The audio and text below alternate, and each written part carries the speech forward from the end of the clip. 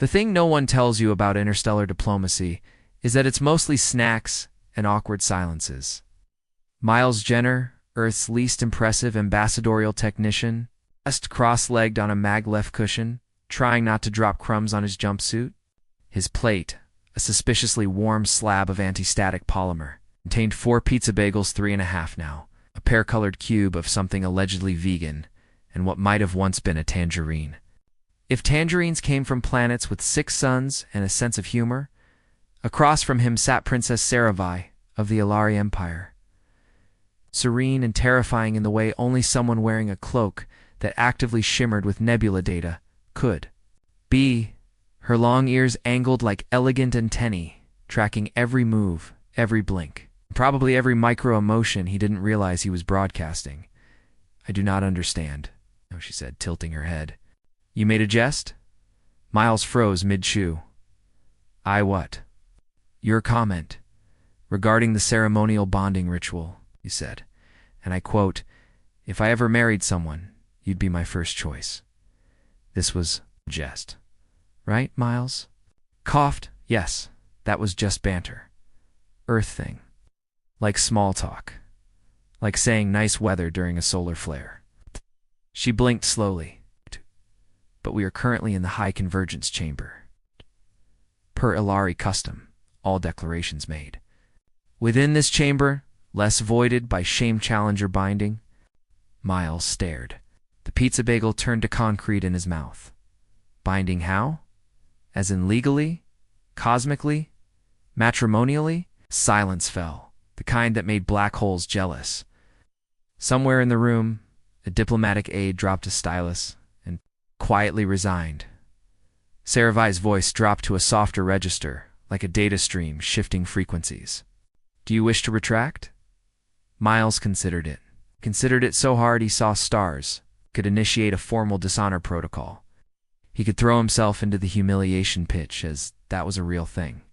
The Ilari took symbolic gestures very seriously. Or he could lie, flee, fake his own death and start a new life, selling knockoff moon rocks in Sector Gamma 9. And then she did something unexpected. She smiled, not the polite, distant smile she'd flashed all week through treaty briefings and gravitational field dinners. This one reached her eyes, lit something warm behind them. "I accept," she said. Miles blinked. "You do? I do?" A pause. Did I use that phrase correctly? There was a rushing sound in his ears, like someone had turned on a neural. "Wind tunnel, round them," Ilari delegates murmured, nodding solemnly. One of them tapped something on a floating obsidian tablet that promptly emitted ceremonial flute noises. Another dropped glitter onto the floor. Somewhere, an AI herald began composing wedding hash. Miles opened his mouth, closed it, then whispered to no one in particular, "This is what I get for trying to be charming." The ship they gave him for the post-declaration cultural integration retreat looked like a stingray in the middle of a psychedelic identity crisis. Its walls pulsed faintly, with a slow bioluminescent rhythm that responded to sound, mood, or strong opinions about sandwich taxonomy.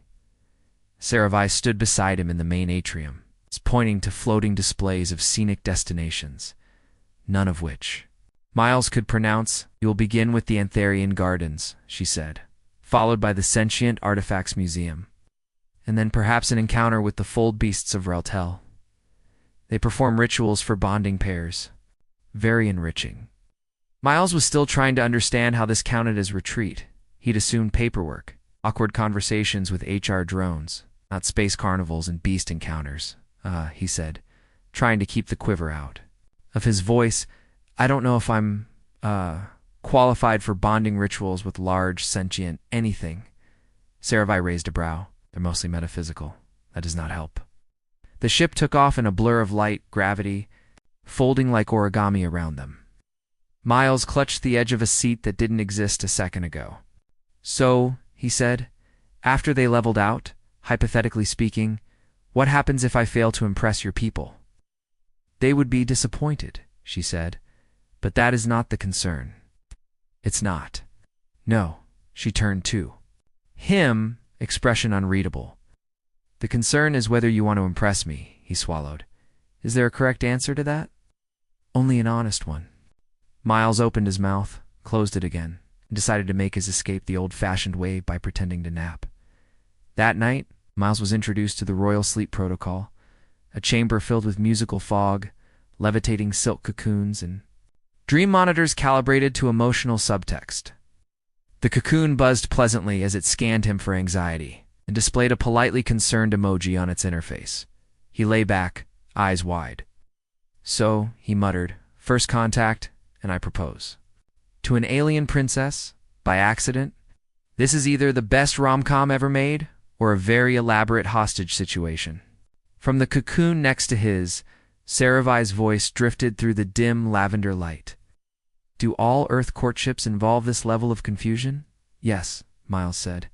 It's how we know it's real. Pause. I find it strangely comforting. Until we get to in-laws, a soft chuckle. Then silence.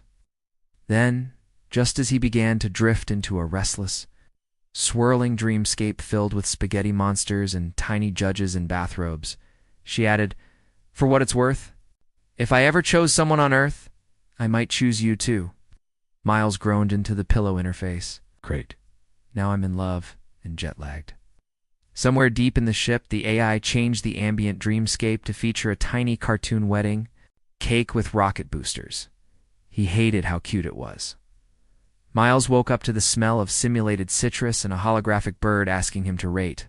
Yes. His sleep on a scale from mildly restful to transcendent union with the dream weave. He chose mildly restful and got passive-aggressive chirping in return. The cocoon ejected him like a piece of overripe fruit and lowered him gently onto a floor that subtly adjusted to his equilibrium. The ship had opinions, and Miles had learned quickly that disagreeing with it led to doors refusing to open in showers, adjusting temperature according to mood.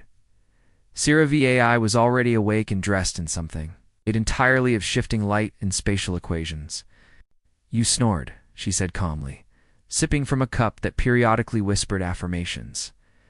At first I thought it was a malfunction in the air filtration system. Then I realized you were dreaming about Earth cats again. They were. Wearing hats? He mumbled. It was important.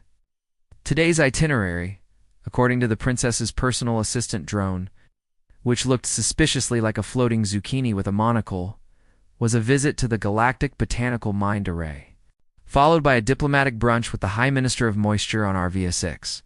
Why are we brunching with a moisture minister? Miles asked, stuffing his arms into sleeves that seemed to wriggle resentfully. Isn't that, extremely specific? Moisture is highly political in that region, Saravai replied. There was a mist embargo last decade that nearly started a civil war. I miss when my biggest diplomatic problem was vending machines that wouldn't take coins. Saravai raised a brow. Your machines refuse currency? Only when you're in a hurry, the Galactic Botanical Mind. Array was not so much a garden as it was a sprawling telepathic experience engineered by sentient flora. Visitors were required to wear headbands that translated plant-based emotional transmissions into images, sounds, or smells. Miles chose the beginner setting, Earth-like nostalgia with reduced existential dread, and was immediately greeted by a vision of his childhood bedroom. Except the wallpaper kept whispering his GPA. Saravai strolled beside him, completely unbothered. Mindstream conjured vistas of star fields and silver cities carved into asteroid bones. At one point, a flower showed her a memory of her coronation ceremony, half in the real, half in pure emotion, and Miles had to sit down to process the wave of gravity that came with it. You were 12? He guessed. 14, she said. It is different for us. Maturity is a sequence, not a milestone. A sequence, he muttered. That explains dating on Earth. They sat on a bench made of warm, humming wood.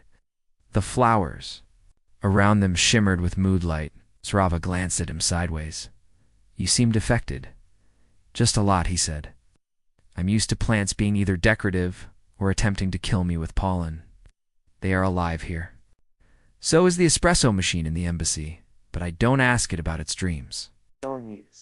One of the vines gently tapped Miles on the forehead, and transmitted an image of him tripping during his third-grade dance recital. We recoiled. Okay? Wow. Personal. The vine pulsed with what he could only describe as leafy amusement.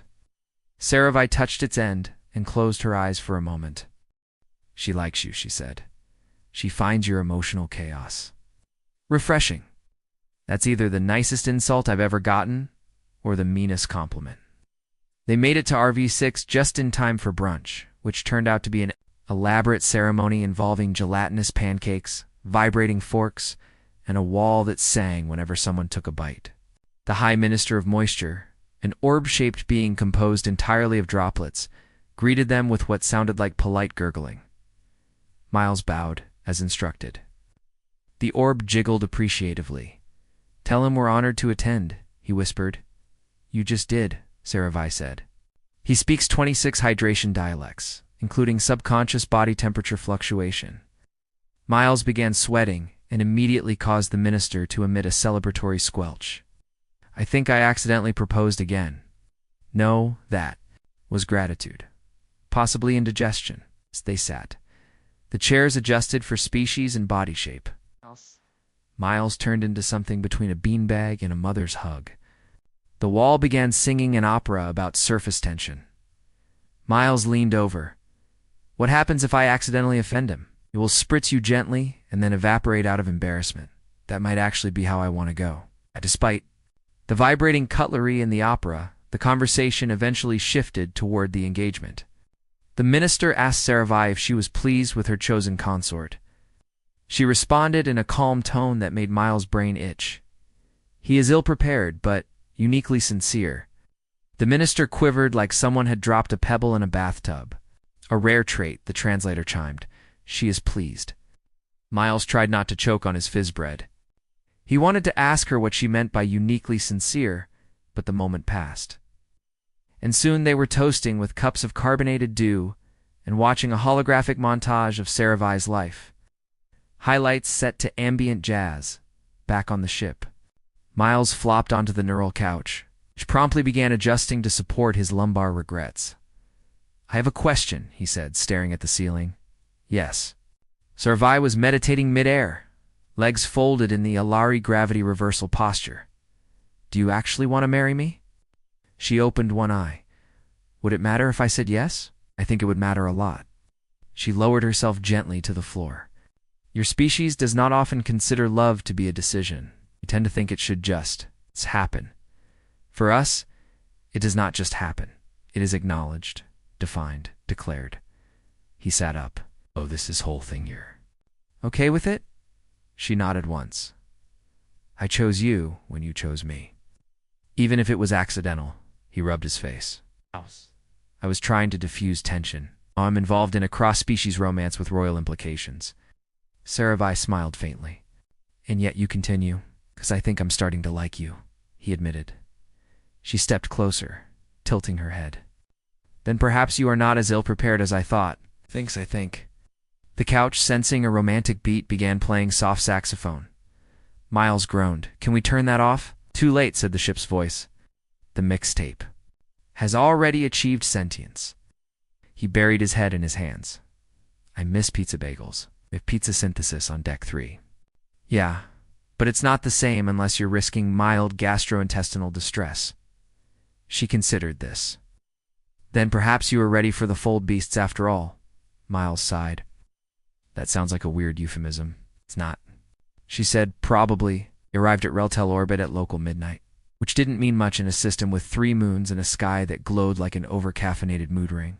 Miles squinted out the viewport at a surface that kept rearranging itself every few seconds. According to Saravai, it was a visual translation of local gravitational harmonics. According to Miles, it looked like a kaleidoscope having an existential crisis. "We'll be landing shortly," Saravai said, her tone serene as always. The fold beasts prefer visitors who arrive disoriented. They believe confusion opens the soul. Miles clutched the armrest. "I thought I was coming here too. Bond. Not get spiritually mugged. They're sacred beings," she said. "But yes, they can be intense." The shuttle descended through a mist of sentient pollen that tried to ask him about his deepest regrets. He answered middle school and sneezed it away. They touched down on a platform made of semi-wear stone that introduced itself as Greg and warned them not to lick anything, except the air, it added cheerfully. The air is minty. Miles stepped out with cautious optimism and mild foot sweat. The landscape shimmered in waves, like someone was constantly tweaking reality's color settings. Off in the distance, a large shadow moved in a way that made his brain hiccup. The fold beasts were waiting. There were 4 of them, or maybe 1. It was hard to tell. Their bodies folded in and out of dimensions like they were flipping through emotional flashcards. Tentacles, wings, or possibly very expressive scarves emerged and vanished at odd intervals. One of them, possibly the leader, into a shape vaguely resembling a throne made of musical chairs. Are they supposed to look like that? Miles whispered. Yes, Saravai replied. How? That is their mating posture. Charming. The fold beasts spoke in overlapping harmonics that felt like being complimented and judged at the same time. Saravai translated. They want to know the nature of our bond. Miles hesitated.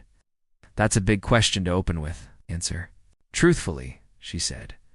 They despise cliché. He turned toward the whirling mass of unknowable geometry and cleared his throat. I said something stupid. She took it seriously. Then we both sort of leaned in. The fold beasts paused, the air humming with deliberation. They approve, Saravai said. They say that's the closest thing to honesty they've heard this week. Miles exhaled. Well, that's terrifyingly validating. One of the beasts approached. It unfolded a limb that appeared to be made of nostalgic memories, and offered it to Miles. He reached out, and for a brief second, he saw himself years from now. Older, still uncertain, but not alone. The vision evaporated before he could process it. They like you, Saravai said. They've invited us to the inner spiral. I feel like that's either a sacred ritual or a stomach condition. Both, she replied. The inner spiral was not a place, but a process. They were led through a maze of shifting platforms that required them to walk backwards, sidestep emotional baggage, and at one point, perform synchronized blinking exercises. Miles failed spectacularly at every step, but Saravai passed him, tips through whispered jokes. Pretend your anxiety is an access code, she said. Let it open something instead of shut you down. He managed to synchronize for 3 seconds before accidentally projecting a childhood memory of losing his goldfish. The fold beast responded by offering him a bowl of floating water beads, and a solemn, unblinking gaze. Wasn't sure if it was sympathy or a test. Eventually they reached a chamber where time curled in on itself like a sleepy cat. Saravai took his hand. Now we share the intent. I thought we were all ready. Doing that, this is formal, ritualized, ceremonial, and possibly metaphysical. You're just stacking adjectives now. She stepped forward. The fold beasts surrounded them and began to sing. It wasn't music exactly, more like a vibration in his bones that translated directly into understanding. It told stories of bonds forged through conflict, through mistake, through the fragile miracle of miscommunication turned meaningful. Saravai's voice joined the song, and Miles felt her presence. In his mind, like a warm current, she wasn't probing or demanding, just offering pieces of herself. Hopes, doubts, strange childhood facts, like the time she tried to make a pet out of a plasma wisp. He responded in kind, awkwardly at first, but then with growing clarity. His fear of not being enough, his longing for something real, even if it came wrapped in confusion and alien courtship customs. When the song ended, fold beasts vanished one by one, each folding itself into a point of light. The last one left behind a small stone. A token, Saravai explained. It means our bond has been acknowledged. You're now seen. Miles turned the stone in his hand, shimmered faintly, displaying their faces in alternating frames. He looked at Saravai. That was more intimate than any dating app I've ever used? Do you feel different? He checked, heart racing, palms sweaty, brain still lagging by half a beat. Yes, he said, but in a good way, I think. Then, it worked. Back on the ship, the AI was waiting with a banner that read, "Congratulations on your interspecies psychospiritual union." It offered celebratory tea that tasted like accomplishment and mild dizziness. Miles sipped cautiously. So what now? Prepare for the Convergence Summit. My family expects us to appear together. He paused, as in public. As in front of your family. She nodded, including my grandmother, the one who once defeated a warlord with her eyebrows. Yes, he slumped. I need a nap, and possibly a disguise. You'll do fine. He looked at the stone again. They really saw us, didn't they? Yes, and they liked what they saw. The couch turned on its fuzzy support mode again and began playing soothing harmonics. Somewhere in the corner, the celebration banner turned itself into a scarf and wrapped lovingly around a chair. Miles closed his eyes. For the record, I'm still figuring this out. That's part of the appeal, she said softly. The lights dimmed. The ship hummed. And somewhere in the stars above, fourfold beasts gossiped in quantum verse about the strange, soft man who accidentally became royalty. Miles was still asleep when the summons arrived. The ship's AI, now going by the name Clarence since it said it had outgrown default settings, pinged him with a gentle vibration and an escalating playlist titled Wake Up OR Phase Diplomatic Incident. He flailed from the couch mid-snore, kicked over a bowl of sentimental noodles from the night before, and staggered into the hallway wearing a shirt backward and one sock that blinked disapprovingly. Clarence cleared its throat through the wall speaker. Good morning, Ambassador Jenner. I've scheduled your facial recalibration and breath optimization treatments. Miles squinted. Clarence, am I dying? No, sir. You've been requested for pre-union rites by the Ilari High Matriarchal Council. Estimated probability of emotional combustion, 74%. Ow. That's higher than my last cholesterol test. Would you like a mild sedative? Is the sedative pizza? I'll log that as a yes. By the time Miles reached the preparation chamber, Saravai was already undergoing ritual alignment, process that involved floating sideways while a trio of ancient Ilari chanted in decimal tones. She opened one eye when she saw him. Late I was dreaming about pancakes and regret. Appropriate. Council rites were scheduled to take place in the obsidian halls of enactment, which Miles initially hoped was a rock-themed concert venue, but quickly discovered was more like a judgment palace with better lighting. Each participant would need to undergo the 3 proving moments: memory exposure, tent validation, and the gaze. Miles passed the first 2 by accident. For memory exposure, he tripped over a ceremonial carpet and mentally projected the time he cried during an animated dog movie. The elders deemed it honorable vulnerability. For intent validation, he attempted to compliment Saravai's diplomatic resilience, but mispronounced the phrase into something that translated as, "Your emotions are efficient like a tactical vacuum." This, too, was praised. Then came the gaze. A 6-eyed elder floated forward, her ears braided with stardust and what looked suspiciously like dry spaghetti. She peered into Miles' soul like she was looking for expired coupons. "You are full of doubt," she said, voice echoing. "Yeah, that tracks, but you are not insincere. That's shockingly kind of you." She continued staring. "You harbor feelings you do not understand.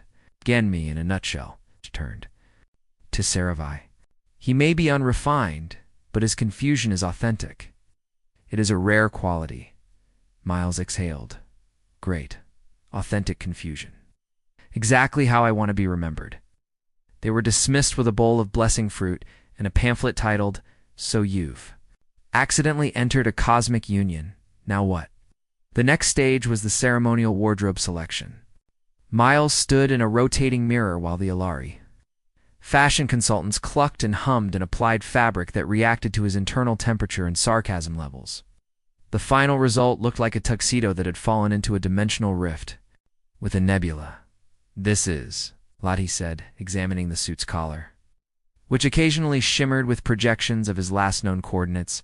Saravai emerged from her own fitting, draped in patterns of moving starlight, her long ears adorned with micro-constellations. Miles stared. You look like you stepped out of a legend and into a very confusing dream I once had about royalty and space waffles. That is the traditional effect. They practiced walking the path of declaration along, shifting platform that adjusted based on mutual trust levels. Every time Miles doubted his footing, it dipped slightly. Every time he glanced at Saravai and felt that strange little nod of affection, it leveled out. This feels like emotional Jenga. It's meant to be. Relationships are structurally unstable without balance? Do all your metaphors involve dangerous architecture? It's only the important ones? The final rehearsal was interrupted by a diplomatic alert. Clarence appeared in a flickering projection, wearing a tiny crown. Pardon the intrusion, but an unauthorized vessel has entered orbit. It is transmitting marriage annulment codes. And a very aggressive power ballad. Miles blinked. What? It's your ex. I don't have an ex, not your ex. A former claimant to the princess's hand. One who believes your engagement is a galactic farce. Screen. Lit up with the image of Commander Zarin broad-shouldered, holographically enhanced, and wearing a cape made of chronal regrets. He scowled. You? You're the one who won her favor? You look like an undercooked nutrient loaf? Miles waved. Hi, technically I'm overcooked. Spent a year on a planet with 2 suns and no sunscreen. Zaran pointed dramatically. I challenge you to the right of disavowal. Trial by combat. Honor through annihilation. Miles turned to Saravai. This is still better than my last high school reunion. You do not have to accept, she said calmly. Zarin sneered. Afraid? Oh, deeply, Miles said. But I also just tripped over a sentient carpet and earned emotional praise, so I'm weirdly on a roll. He stepped forward. Okay, fine. What are the rules? Zarin's hologram grinned. No weapons. Only emotional projection and controlled. Telepathy. Perfect. I've been weaponizing my feelings since puberty. The arena was set. Floating discs surrounded by memory fields and honesty amplifiers. Zarin entered first, flanked by symphonic drones. Miles entered second, accompanied by Clarence, playing a playlist titled You Got This. Probably, the match began. Zarin fired the first projection, a heroic memory of saving an ambassador from a collapsing moon. It came with a smell of burnt ozone and dramatic music. Miles countered with a vision of him comforting a scared alien child during a station lockdown. He'd sung a lullaby, okay and full of wrong words, but it had worked. The audience murmured, "Sir." Next move was a scene of Saravai, smiling at him during a battle-planning summit. Strong, noble, destined. Miles responded with a memory he hadn't even meant to choose. His pronunciation of quasar, just 2 people being unremarkable together. The amplifiers went silent. Then they glowed. Sierra VA stood. That's enough. She walked 2 miles. I don't need trials or projections. I need someone who chooses me when things are ordinary. Zaran disappeared in a quiet poof of defeat and unresolved therapy. Miles looked at her. So, are we still doing this? Yes, she said. Because even through your confusion you see me. And you still want me? Every time. Even if I panic and quote space movies at emotionally inappropriate moments, that is part of the appeal, Clarence chimed in. Congratulations. Trial avoided. Suit sensors detect 80% rising affection, 15% confusion, 5% hunger. Miles smiled. Let's get married, then get snacks. The ceremony began with a parade of sentient instruments, arguing over key signatures. The air shimmered with ozone and melodrama. Miles stood at the edge of the Grand Nexus Hall in his shimmering not-quite tuxedo, heart thumping like it was being attacked by a caffeinated squirrel. A procession of dignitaries floated past him on gravity cushions, each one giving him the same look, a cocktail of pity, curiosity, and is he really the one? Clarence pinged him privately. Your pulse is irregular. Should I deploy calming vapor or a holographic therapist that resembles your grandmother? Just let me panic in peace. Saravai entered to a wave of sound that wasn't music so much as structured awe. Her outfit moved like thought, elegant, strange, and quietly defiant of physics. Long ears were braided in patterns that told. A story in Alari tradition, a story that began with duty and ended in choice. She stopped beside him. You're sweating. It's part of the earth mating ritual. The wetter the forehead, the deeper the devotion. She smirked. Your species is incredibly committed to biological drama. Wait until you see our tax system. The Alari. High Matriarch stepped forward with a ceremonial orb containing echoes of previous unions. It projected a hologram of her younger self getting married during a meteor storm. She blinked slowly. Are both parties still consenting? Saravai said. Miles paused, then looked at her. I think I've been consenting in increasingly elaborate ways since I said something stupid in a treaty chamber. Stupidity is how most important things begin, she replied. Then this is going to be legendary. The orb pulsed, field. A bonding light surrounded them. It asked no questions. It demanded no proof. It had simply waited. Miles stepped forward. I didn't mean to fall into your life, but I did, and I kept falling. Past the weird traditions and the psychic vines and the talking furniture into something real. I don't know what kind of husband I'll be. I promise I'll never treat this like a joke again. Saravai nodded. And I accept you. Not because you are certain, but because you are not. Because you choose over and over, even when confused. That is more powerful than certainty. The bonding field sealed with a soft chime and an unexpected kazoo solo from Clarence. Applause followed, some clapping, some tentacle waving, some emotional pheromones released in complex bursts. Miles turned to Saravai. So, we're married. In like 23 systems, 24 after the paperwork clears, do I get a title? You do now. Can it be Captain Pizza? No. The reception featured a buffet of interplanetary delicacies, and one very enthusiastic. Fold Beast, who kept trying to give Miles spiritual advice about pasta. Saravai danced exactly once gracefully, possibly then pulled Miles into a waltz that involved awkward shuffling, some mild toe injuries, and a surprising moment of weightlessness when the floor decided they were emotionally synchronized. The Ilari grandmother, who had up to that point only observed with regal silence, approached him at the cake-cutting ceremony. You, she said, poking him with a cane that glowed ominously, are nothing like what I expected. Thank you. Good. We've had enough perfection. Try not to implode. I'll do my best. She nodded once, as if sealing an ancient pact, then walked off humming what might have been a human sitcom theme. A few weeks later, they took their first unofficial vacation. No banners, no rituals, no space-folding bureaucrats. Just a small ship, 2 hammocks, and a planet with pink oceans that hummed at night. Miles sat on the deck, drinking something fizzy and possibly alive, and looked up at the stars.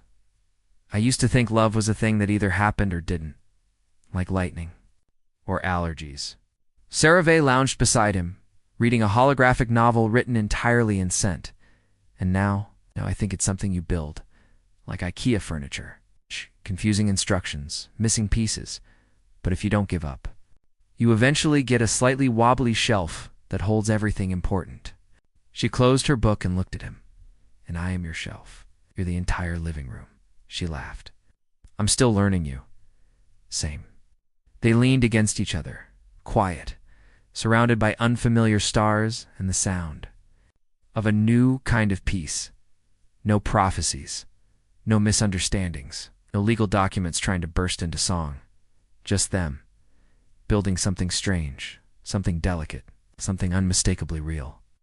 The corridor walls hummed faintly, the steady pulse of the Orion Dawn's life support system a subtle reminder that, technically, they were floating inside a glorified tin can, somewhere between human space and whatever unpronounceable corner of the galaxy the Elvari called home.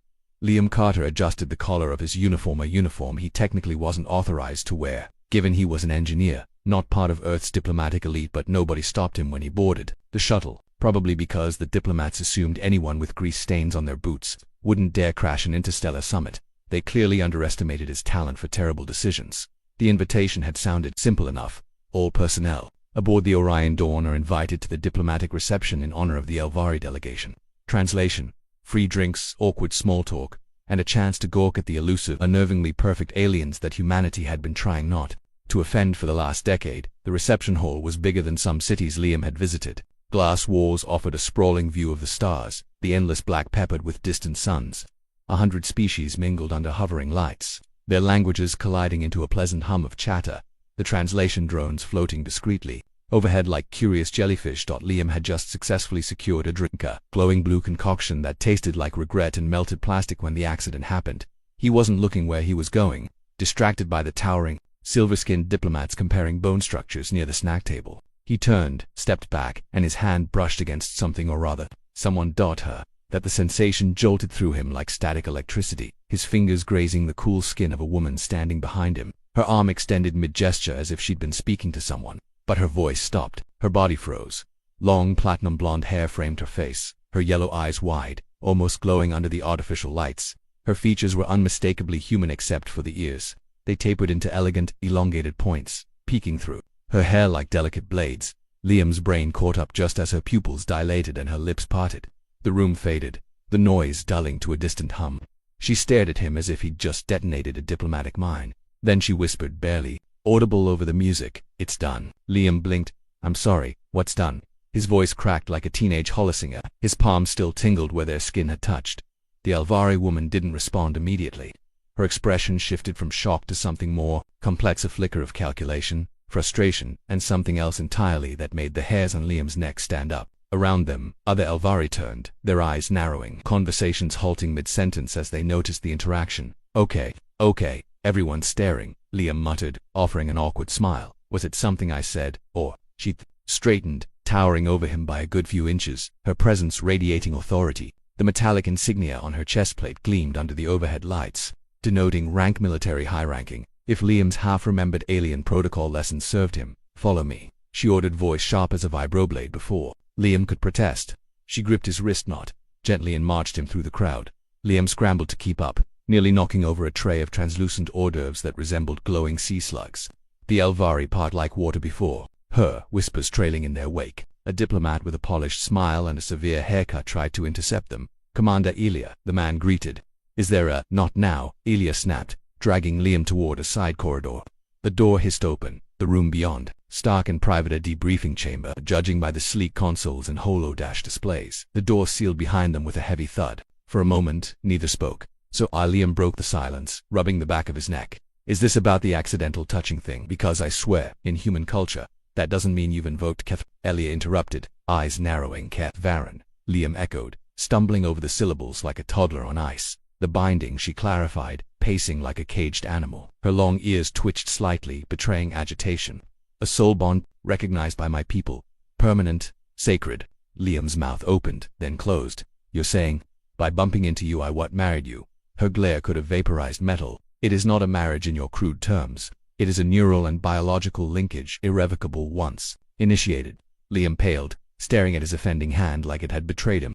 "All I did was there was music, glowing cocktails, I tripped." "It is done," Elia repeated, the words final as the vacuum of space. Liam groaned, leaning against the wall. "Of all the aliens to accidentally bond with, I get the one who looks ready to dissect me."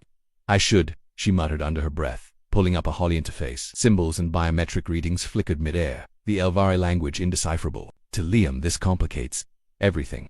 "Join the club," Liam replied. "You've got your ancient binding ritual. I've got an engineering shift tomorrow, and now, apparently, an alien soul tether." Elia's eyes snapped to his. "This is no trivial inconvenience. You are now linked to my mind-body instincts. If either of us resists the bond, it could cause neurological degradation. Madness. Death." Liam's stomach dropped. "You're kidding." "I do not kid," Elia snapped. He exhaled, pacing. Okay, we fix this. Undo it." Snip. "The cosmic thread. Break the psychic leash. Whatever you call it. It cannot be undone," she said, each word heavy with centuries of unyielding tradition. Liam froze mid. "You can't be. You mean this is permanent, correct?" A beat of silence stretched between them. "Well," Liam managed, flashing a shaky grin. "Guess I should have bought you dinner first." The silence inside the debriefing chamber stretched long enough for Liam to start questioning his life choices. Not that there were many left to question. Elia remained by the holoconsole, scrolling through alien symbols with mechanical precision, her jaw tight, her long ears flicking with agitation every few seconds like biological antennae broadcasting "Do not approach." Liam naturally approached. "So, just to be sure I've got this straight," he began, stuffing his hands in his jacket pockets. I touched your hand. Now we're mentally shackled for life, and death or insanity are potential side effects. That about sum it up. Elia didn't look at him. There is no shackling, it is a bond. It strengthens both participants, right? Strengthens, Liam echoed. Funny, because I don't feel stronger. Mostly I feel confused, and mildly terrified. You will adjust, she replied flatly. Liam raised an eyebrow. You've clearly never met a human engineer. Adjusting usually involves coffee, swearing, and breaking something important.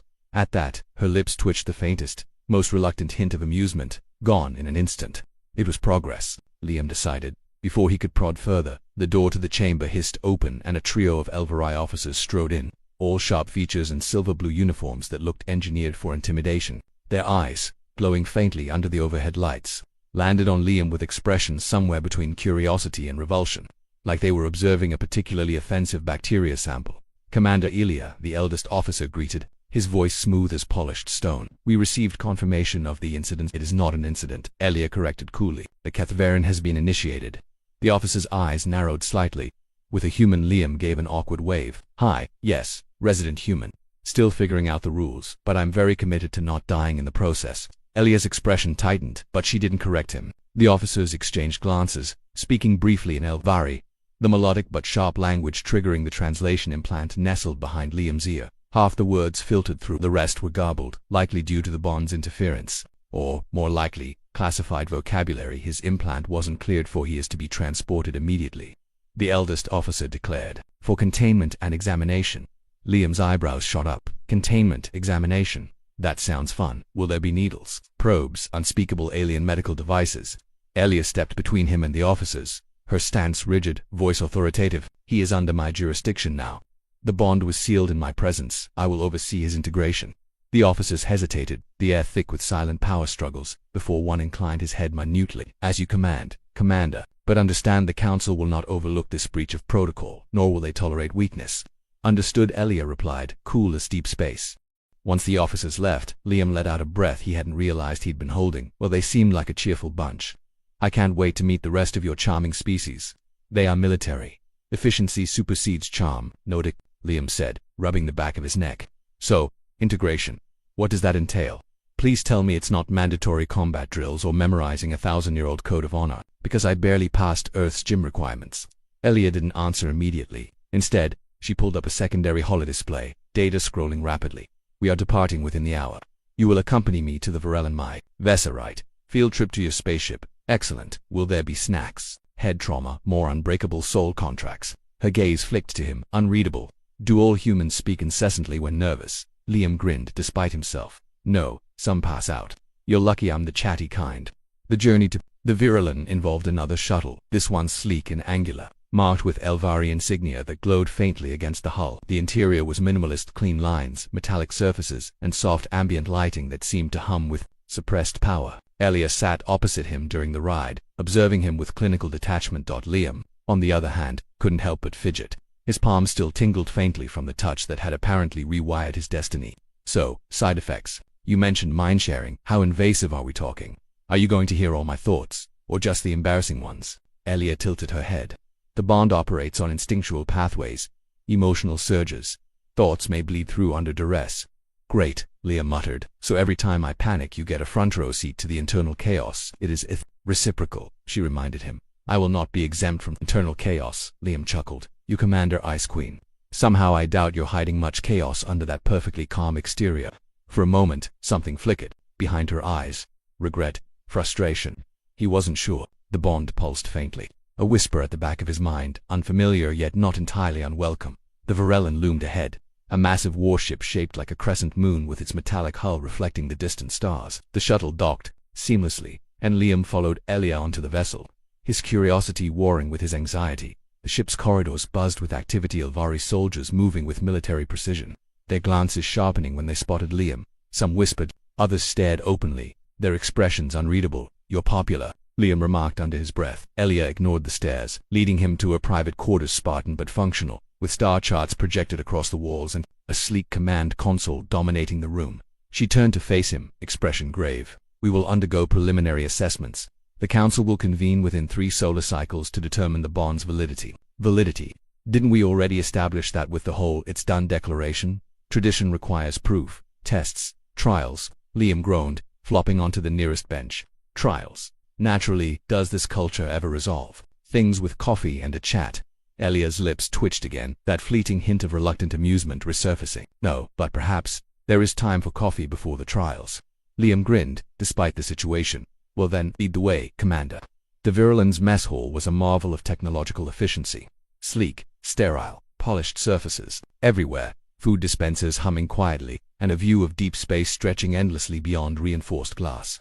To Liam, it all looked impressive, until he took his first sip of whatever passed for coffee aboard an Elvari warship. He choked. This tastes like industrial sealant, he rasped, setting the cup down with extreme caution, as if it might corrode the table. Across from him, Ilya observed the scene with the same cool detachment she'd reserved for his accidental life-binding. It is formulated for optimal neural stimulation, she explained, her long ears twitching ever so slightly.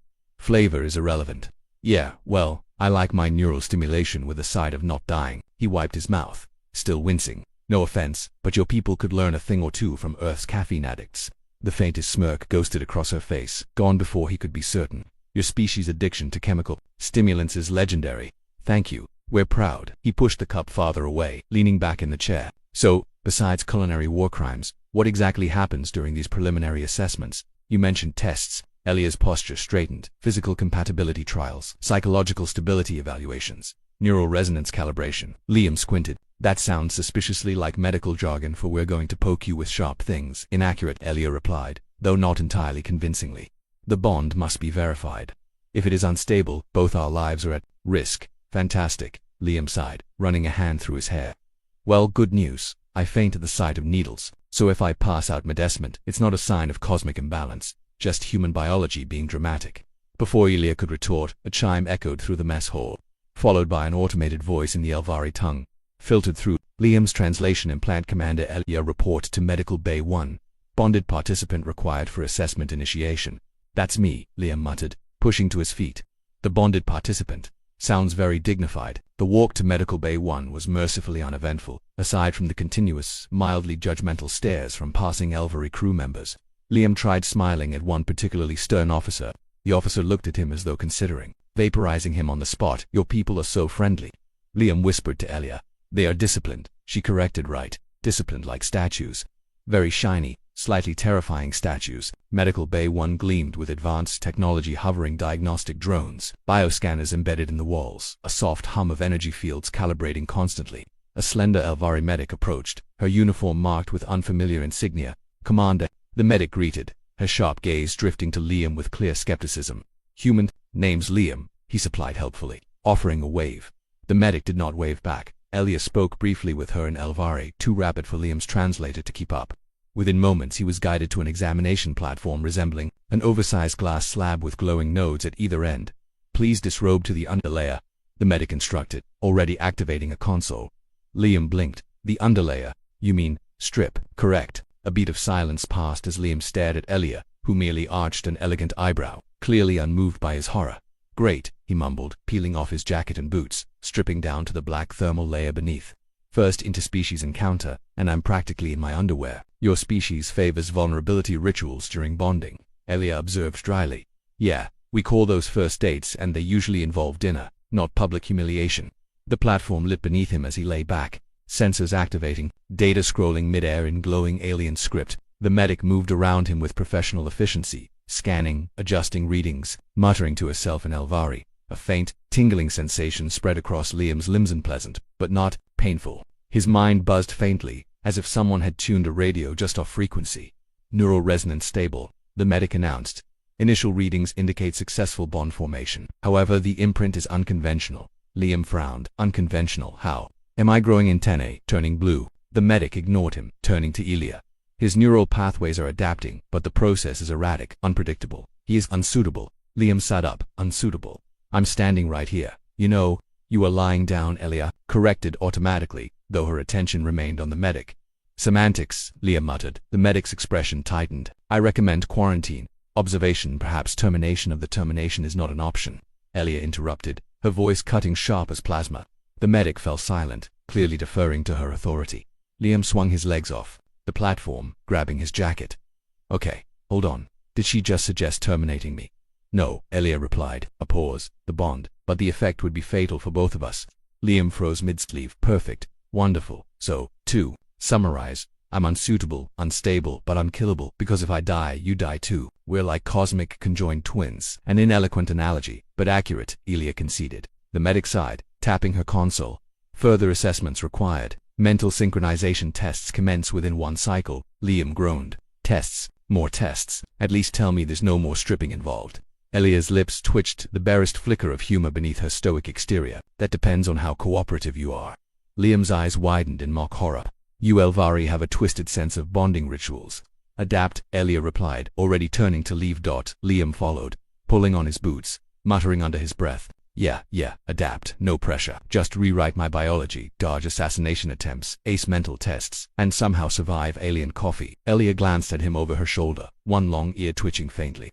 If you survive the coffee, the rest will be easy.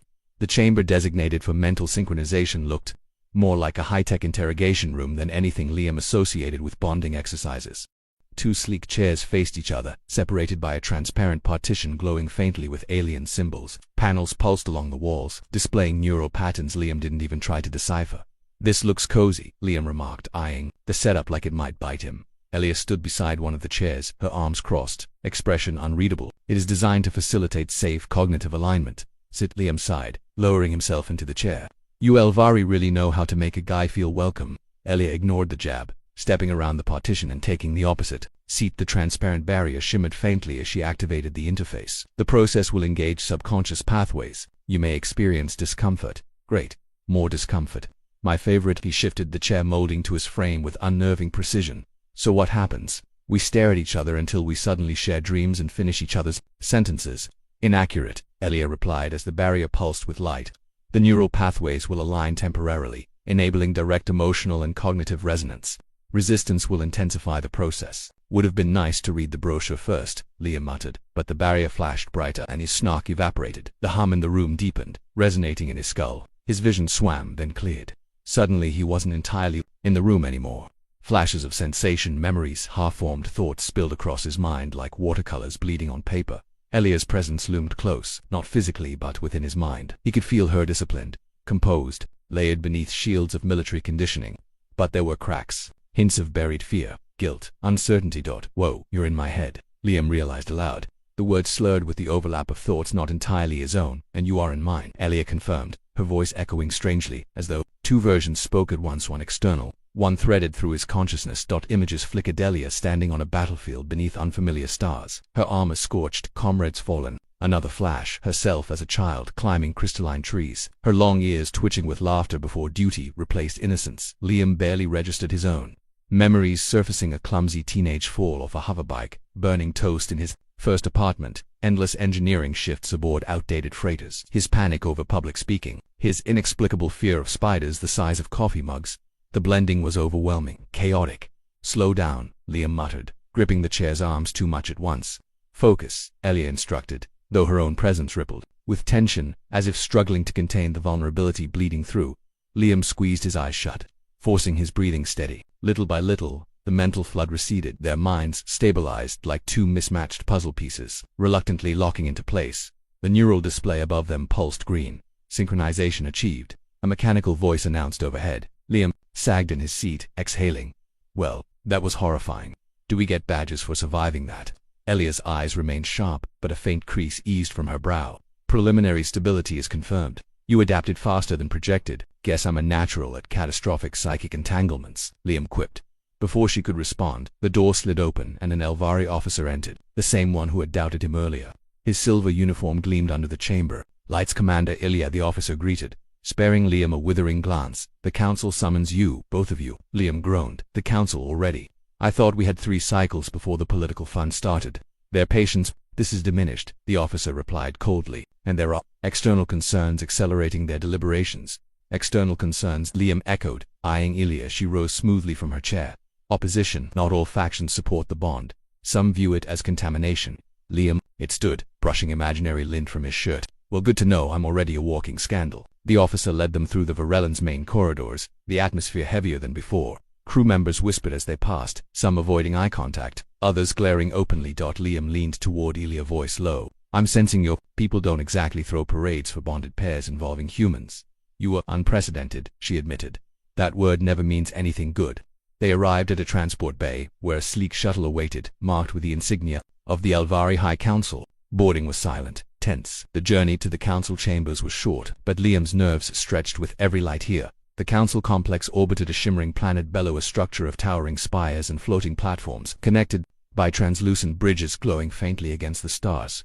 Inside the chamber was grand vaulted ceilings, cascading light displays, and a semicircle of Elvari elders seated above. Their expressions were masks of serenity, but Liam could practically feel the judgment radiating from them. Elia stood firm beside him as the lead counselor spoke, her voice smooth but heavy with authority. Commander Elia, human, you stand before this council bound by Kethvarain, an act carrying immense consequence. Liam cleared his throat. Hi, Liam Carter.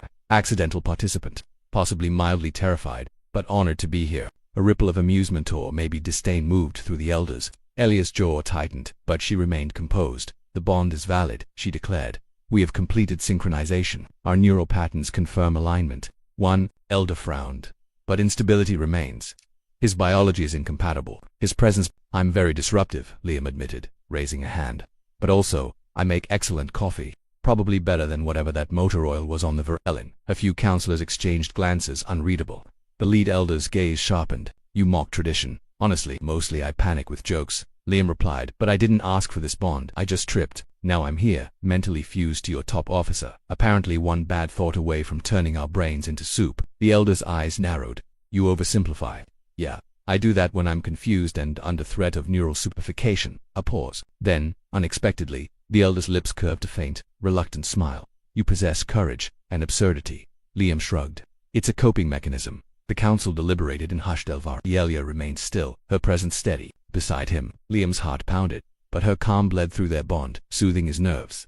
Finally, the lead elder spoke. The bond stands, but you will face trials to prove its worth. Succeed, and acceptance follows. Fail, superfied brains. Liam guessed. Worse, the elder replied. Expression grave. Extinction of both. Liam winced. No pressure. The trial grounds hovered above the Elvari capital like a suspended arena carved from obsidian and light, drifting in the upper atmosphere, tethered only by gravitational fields and shimmering energy bridges. From a distance, it looked elegant. Up close, it looked like a place designed to kill people creatively. Liam adjusted his ill-fitting Elvari jumpsuit, squinting up at the platform's towering arches. You people really lean into the whole high-stakes aesthetic, he muttered, stepping onto the main platform beside Elia. It conveys importance. Elia replied, her tone flat, though a faint pulse of amusement echoed through the bond conveys imminent doom. More like. Liam exhaled slowly, his nerves thrumming as the council's representatives and dozens of high-ranking officials assembled in hovering galleries above them. The trials had 3 stages. Naturally, each one sounded more lethal than the last. First came the gauntlet, a maze of shifting platforms, force fields, and automated defense systems. No big deal, just standard alien obstacle course of deathfare. A countdown blared across the arena as the platforms rearranged themselves like pieces of an enormous sentient puzzle.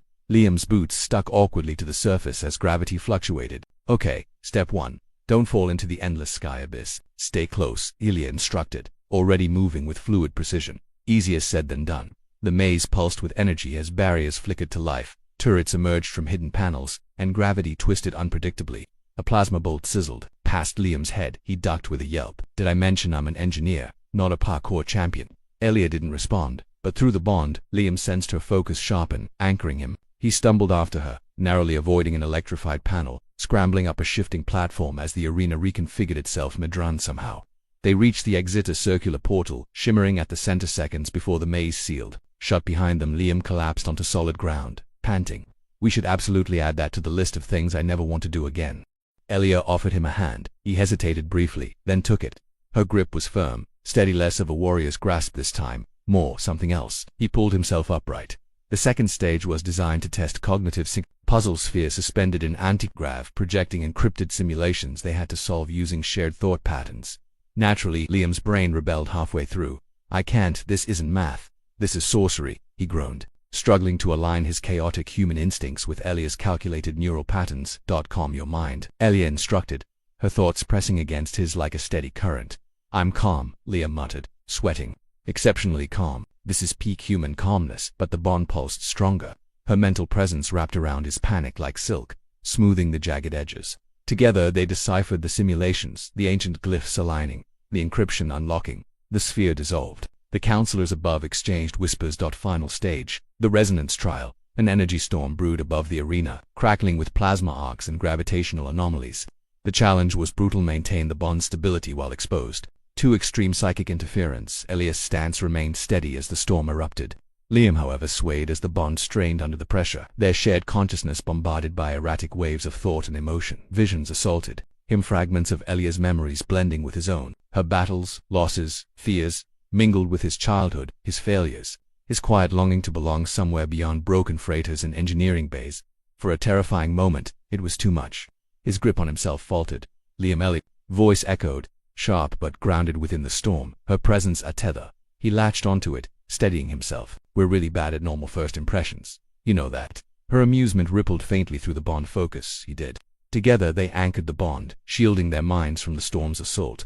Slowly, the chaotic resonance receded. The storm dissolved, leaving only silence and the faint glow of stabilized neural patterns between them. Above, the council stood. The lead elder's gaze softened, barely perceptible. You have endured. The bond is proven. Liam sagged with relief.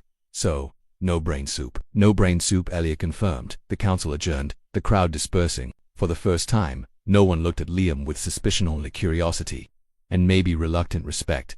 Later, aboard the Virulent, Liam sat in Elia's quarters, nursing a considerably improved version of alien coffee. You're adapting, she observed, watching him over her console. Yeah, he admitted, sipping cautiously. Turns out, near-death trials really bring people together. Her expression softened, almost imperceptibly. You've changed. Liam considered that. The terrified engineer who stumbled into this mess was gone, replaced by someone stronger.